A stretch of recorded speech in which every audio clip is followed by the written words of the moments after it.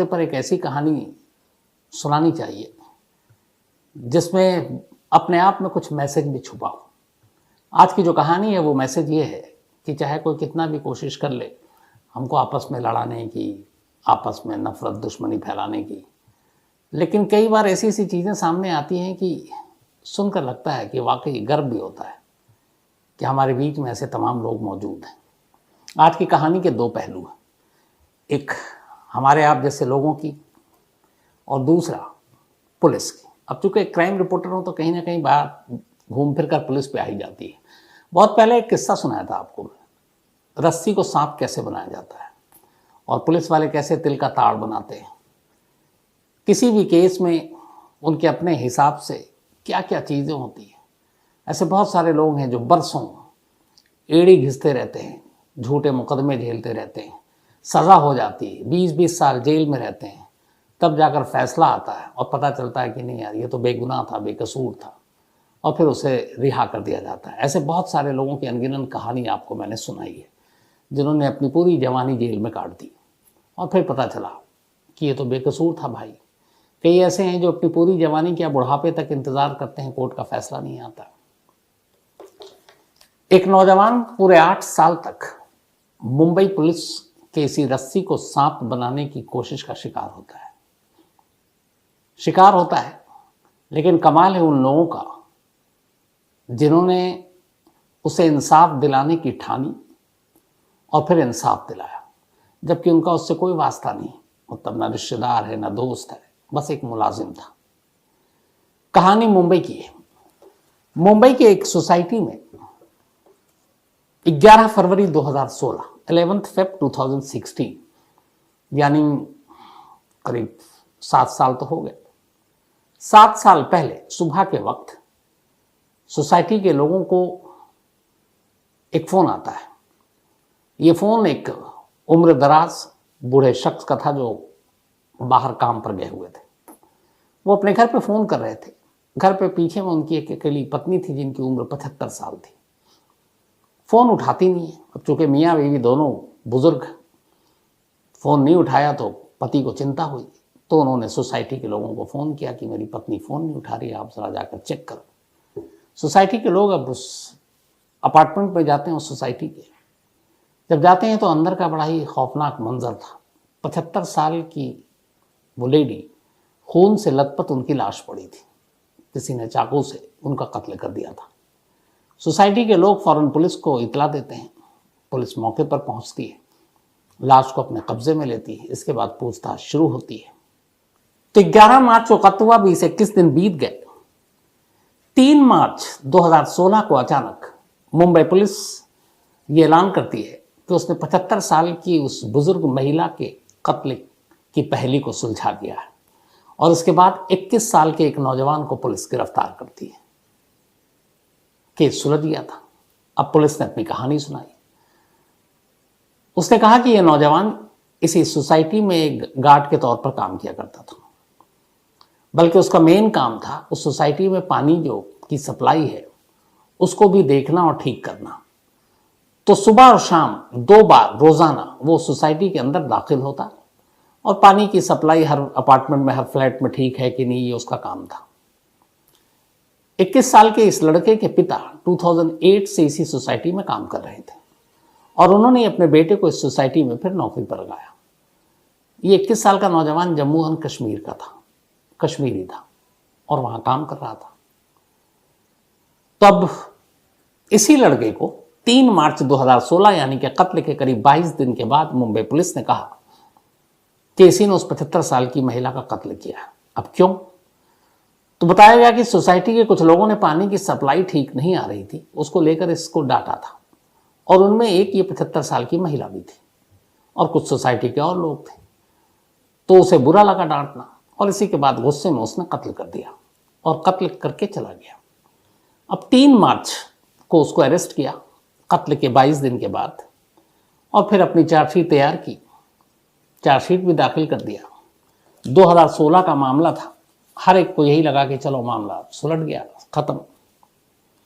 2019 आ गया, 3 साल बीत गए। कत्ल 2016 में हुआ, अब 2019 आ गया। ट्रायल के दौरान जब अदालत में मुकदमा शुरू हो गया, पुलिस ने एडिशनल चार्जेस कोर्ट के सामने रख दिए।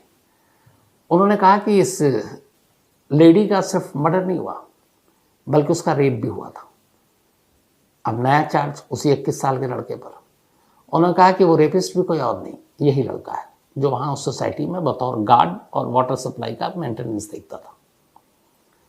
तो ये एक अजीब मामला है कि 16 में कत्ल होता है, सब कुछ हो जाता है, कोर्ट में अब ट्रायल शुरू है। 3 साल के बाद पुलिस को याद आता है कि नहीं, रेप भी हुआ है और रेप इसी ने किया। अब क्या प्रूफ है कि उसने रेप किया है? तो पुलिस कुछ सबूत देती है। एक उस लड़के का पैजामा जिसके ऊपर सीमन लगे हुए थे, दाग थे, और दूसरा उसी पैजामा पर एक खून के कुछ धब्बे, और वो खून जो है उस बूढ़ी औरत का था जिसका कत्ल हुआ था। अब जब ये बात सोसाइटी के लोगों तक पहुंची तो उन्हें बड़ा अजीब लगा। फिर उन्होंने अपनी तरीके से भी जांच की, क्योंकि ज़्यादातर सोसाइटी के लोगों का ये मानना था कि लड़का कातिल नहीं हो सकता। रेप करना तो दूर की बात है, क्योंकि उसका मिजाज, उसका नेचर, जिस तरीके से आना जाना। तो अब पुलिस की कार्रवाई पे सोसाइटी के लोगों को शक होना शुरू हो गया। अब क्या करें? अच्छा, उस दौरान उन्होंने उस वक्त सीसीटीवी फुटेज निकाले जब ये कत्ल हुआ था 11 फेब 2016 को। जिस वक्त ये कत्ल हुआ, ये लड़का सीसीटीवी कैमरे में उस सोसाइटी के अंदर मौजूद था।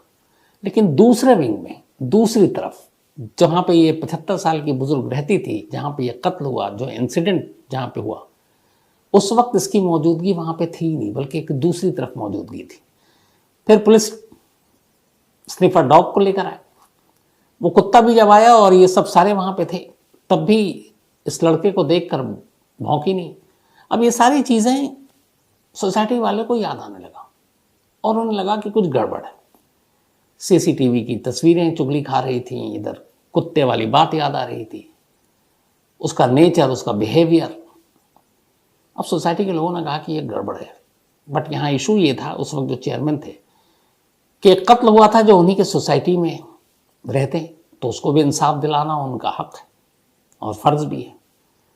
लेकिन एक कातिल और रेपिस्ट के तौर पर एक और लड़का है जो उसी सोसाइटी में काम करता है, लेकिन अगर वो बेकसूर है और उसे पुलिस फंसा रही है तो उसे भी इंसाफ दिलाना उनका फर्ज है। अब सोसाइटी के लोगों ने मिलकर तय किया कि जो भी सच्चाई हो, अगर हमारी सोसाइटी की एक महिला का कत्ल हुआ तो उसे हम इंसाफ दिलाएंगे, और अगर किसी को उस कत्ल के इल्ज़ाम में बेकसूर फंसाया जा रहा तो हम उसे भी इंसाफ दिलाएंगे। अब इसके बाद सोसाइटी के लोगों ने कहा कि ठीक है, उस लड़के के लिए हम लोग वकील करते हैं। इन्होंने अपने ज़रिए कुछ सोसाइटी के मेंबर आए, उसके ज़रिए इन्होंने चंदा किए, फिर एक एनजीओ को पकड़ा, और उस एनजीओ की मदद से और सोसाइटी के लोगों के आगे आने की वजह से अब एक वकील मिलते हैं ढंग के। अब वो वकील जो है इस लड़के का मुकदमा लड़ने का फैसला करते हैं। इस दौरान में अब जब ये सारी चीज़ें, शक, कई चीज़ें जब होती हैं ना, तो आदमी सारी बातें याद करना शुरू कर देता है। तो सोसाइटी वालों को लगा था कि पुलिस कुछ ना कुछ गड़बड़ कर रही है। अब उन्होंने रिकॉल करने शुरू किए इंसिडेंट जब ये क्राइम हुआ था 2016 11 फेब। तो जब उन्होंने पढ़ाना शुरू किया कानूनी पन्ने, चार्जशीट, FIR, तब उनको याद आने लगा कि यार पुलिस क्या कर रही है। 11 फरवरी को कत्ल हुआ और पुलिस ने दिखाया इस 21 साल के नौजवान की गिरफ्तारी की तारीख 3 मार्च, यानी 22 दिन बाद। अब जब उन्होंने पढ़ना शुरू किया तो उन लोगों को याद आया कि अरे, जब भी इस कत्ल के केस के सिलसिले में वो जो नज़दीकी पुलिस स्टेशन था, 3 ऐसे सोसाइटी के मेंबर थे जो इस केस को फॉलो कर रहे थे, और वो पुलिस स्टेशन जाया करते थे उस वक्त, क्योंकि उनकी सोसाइटी में एक मर्डर हुआ है। तो वहाँ जाते थे तो उन तीनों ने गवाही दी कि मैं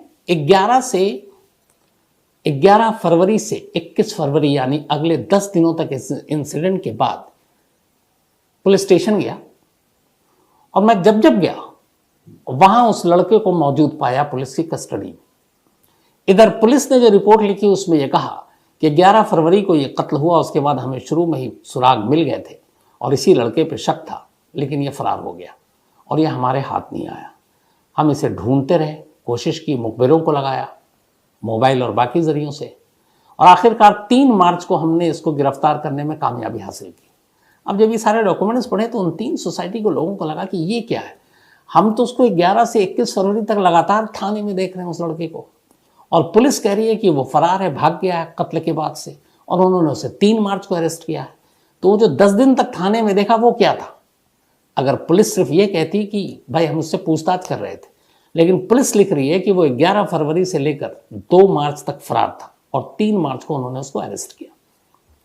अब उन्होंने कोर्ट में गवाही दी कि पुलिस जो है उसने इसकी गिरफ्तारी दिखाई है 3 मार्च, जबकि वो जिस दिन ये इंसिडेंट हुआ 11 मार्च, उसी दिन शाम से पुलिस की हिरासत में था, इलीगली, गैर कानूनी तरीके से। पुलिस ने ना उसकी गिरफ्तारी दिखाई, ना उसको हिरासत में दिखाया, बल्कि दिखाया कि वो फरार है, और 3 मार्च को अचानक इंसिडेंट के 22 दिन के बाद उसकी गिरफ्तारी को रिपोर्ट करते हैं। अब उसके बाद ये मामला, अच्छा उसके बाद 3 साल के बाद उसका ऊपर रेप का भी केस लगा। अब वकील, चूंकि सोसाइटी के लोगों ने मदद की, तो इस लड़के की थाने में मौजूदगी और सोसाइटी के 3 लोगों की गवाही ने पूरे सोसाइटी में एक तरह से एक माहौल बना दिया कि पुलिस इस केस में रस्सी का सांप बना रही है, ये लड़का बेकसूर है और पुलिस इसे फंसा रही है ताकि सिर्फ और सिर्फ इस केस को सुलझा सके, उनके ऊपर मतलब नाकामी के दाग न लगे। अब ये हुआ कि पहली चीज तो क्लियर हो गई कि भाई ये लड़का तो हिरासत में था और पुलिस इसे फरार बता रही थी। अब यहाँ पुलिस की दलील अदालत में कम, 3 सोसाइटी के जिम्मेदार मेंबर ने गवाही दी। खैर, अब पुलिस के वकील ने कहा कोई नहीं, लेकिन इन्होंने रेप भी किया है। अब आया रेप की बात कि 3 साल के बाद, ये पता नहीं पहला केस है शायद, जिसमें पुलिस मुकदमा दर्ज करने, चार्जशीट के बाद, ट्रायल के दौरान 3 साल बाद कहती है कि उस लेडी का रेप भी हुआ था और रेपिस्ट भी यही है। अब पुलिस ने रेप के लिए सबूत के तौर पर उस लड़के के पैजामा को कोर्ट में पेश किया और कहा कि इस पैजामा पे उसके सीमेंस के दाग हैं। दूसरा, उन्होंने ये भी दिखाया कि इस पे खून के धब्बे हैं और उस लेडी के खून भी इससे मैच कर गए। अब ये कैसे मुमकिन था? अदालत ने भी, चूंकि डाउट तो हो गया था 3 लोगों की गवाही से, अब अदालत ने फॉरेंसिक रिपोर्ट मंगाई उस लेडी की पोस्टमार्टम के वक्त की। तो उस रिपोर्ट में कहीं भी ये नहीं था कि उस लेडी के साथ रेप हुआ। रेप हुआ ही नहीं था। कोई भी मेडिकल रिपोर्ट पुलिस की इस थ्योरी को सही नहीं ठहरा रहे थे। जब मेडिकल रिपोर्ट में रेप ही नहीं है तो फिर पुलिस ने रेप के चार्जेस लगाए क्यों? अब अदालत ने पूछा कि हाँ, आपके पोस्टमार्टम रिपोर्ट, मौत की वजह क्या है, कैसे हुई मौत, कब हुई मौत, सब कुछ है। फिर डॉक्टर ने यह भी कहा कि इसके साथ कहीं मौत से पहले उन बुजुर्ग महिला के साथ कुछ रेप जैसी चीज़ तो नहीं हुई। तो उसमें भी मेडिकल ने साफ मना कर दिया कि रेप नहीं हुआ, ये सिर्फ एक मर्डर केस है। अब पुलिस यहाँ पे न सिर्फ ये कह रही है कि रेप हुआ है, बल्कि वो सबूत भी ले आई कि ये रहा पैजामा और ये रहा उसमें सीमेंस जो इस लड़के के हैं, और ये गवाही दे रहे हैं। अब यहाँ पे सिर्फ पैजामा पे लड़के के सीमेंस थे, रेप हुआ नहीं मेडिकली। तो सवाल है वो कहाँ से पुलिस ले आई? अब इसका भी खुलासा हुआ। कमाल देखिए, पुलिस कहाँ तक जा सकती है। पता चला कि पुलिस ने जब इस लड़के को उठाया 11 फरवरी को और अगले 22 दिन तक गैर कानूनी तरीके से अपने हिरासत में रखा, तो फिर पुलिस के ऊपर दबाव था कि इस केस को सुलझाना है। और उन्होंने कहा कि इस लड़के को इतनी सजा दें कि फिर ये बाहर भी ना आए और वाहवाही भी हो कि मर्डर क्या, मर्डर के साथ रेप, 75 साल की महिला, और वो केस सुलझाया, प्रमोशन भी होगा, इनाम भी मिलेगा। पुलिस हिरासत में जब इलीगल तरीके से इस लड़के को अपने कब्जे में रखा हुआ था, वहां इसके ऊपर इसको धमकी दी और धमकाते हुए इससे कहा तू मास्टरबेट कर, और उसी पैजामे में वही मास्टरबेट के बाद उसी सीमन को प्रूफ के तौर पर इन्होंने रखा और वही पैजामा कोर्ट में पेश कर दिया। इस लड़के ने कोर्ट में खड़े होकर ये पूरी कहानी सुना दी। अब चूंकि मेडिकल रिपोर्ट में कहीं रेप था ही नहीं, और इस लड़के का ये पूरा बयान कि किस तरह से उसे मार देने की धमकी करते हुए ये सीमन इस तरीके से पुलिस लेकर आई है कस्टडी में, अदालत भी चौंक उठी। फिर क्या था? पिछले हफ्ते, लास्ट वीक, अदालत ने 21 साल का इस नौजवान को न सिर्फ उस बुजुर्ग महिला के कत्ल बल्कि रेप जो कभी हुआ नहीं, इन तमाम चार्जेस से बरी कर दिया और कहा कि इसे रिहा किया जाता है और पुलिस के खिलाफ जबरदस्त कमेंट्स मारा। 21 साल की उम्र में ये जेल गया था, अब जब ये आया है तो करीब 27-28 साल इसकी उम्र हो गई है। उस सोसाइटी में, जिस सोसाइटी की अजीब कहानी ये कि एक उसी सोसाइटी के अंदर एक बुजुर्ग महिला का कत्ल होता है और उसी सोसाइटी के एक मुलाजिम के ऊपर उस कत्ल का इल्ज़ाम लगता है। दोनों ही सोसाइटी के लिए, एक तरफ इंसाफ, एक तरफ सजा दिलाना। लेकिन सोसाइटी के लोगों ने सच्चाई का सामना किया, सच्चाई का साथ दिया, मिलकर लड़े, उस लड़के के लिए वकील का इंतज़ाम किया और फिर उसका सपोर्ट किया। और सच्चाई फिर ये हुई कि सच्चाई की जीत हुई। अदालत ने उसे बरी कर दिया है। और अब सोसाइटी का कहना है कि हालांकि उसको बहुत सदमा लगा है, इन 6-7 सालों में वो जेल में रहा, लेकिन अगर वो दोबारा उनकी सोसाइटी में काम पर लौटना चाहेगा तो पूरी सोसाइटी के लोग दोनों हाथों से उसका स्वागत करेंगे। ये हमारे देश की खूबसूरती कि एक तरफ कुछ लोग अलग अलग करने की कोशिश करते हैं, एक तरफ एक ऐसी सोसाइटी जहाँ पे कोई धर्म, जात, पात ये सब नहीं देखा, सिर्फ ये देखा कि एक के साथ नाइंसाफ़ी हो रही है और उसे इंसाफ दिलाना है। तो अगर एक सोसाइटी किसी को इंसाफ दिलाने के लिए इंसाफ की जंग में एक साथ आ जाए तो उसका नतीजा क्या होता है, ये इस जजमेंट से आपको पता चल गया। तो वैसे ही किसी भी अच्छे काम के लिए पूरा देश इकट्ठे आ जाए तो सोचिए फिर क्या होगा। मुझे लगा कि 14 अगस्त यानी कि 15 अगस्त से एक रात पहले इससे बेहतर किसी कहानी से कोई मैसेज नहीं दिया जा सकता था।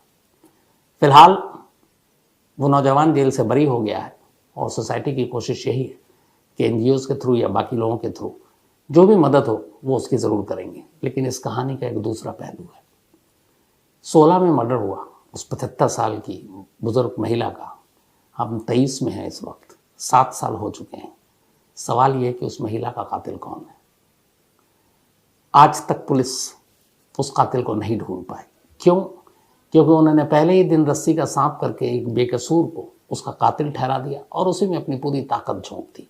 ना मालूम कितने ही पन्ने लिख डाले होंगे चार्जशीट में, ना मालूम कितनी बार पुलिस की तरफ से कोर्ट में वकील पेश हुए होंगे, खुदाइयों पेश हुआ होगा, और सबको पता है कि एक झूठा केस, एक झूठा मुकदमा है।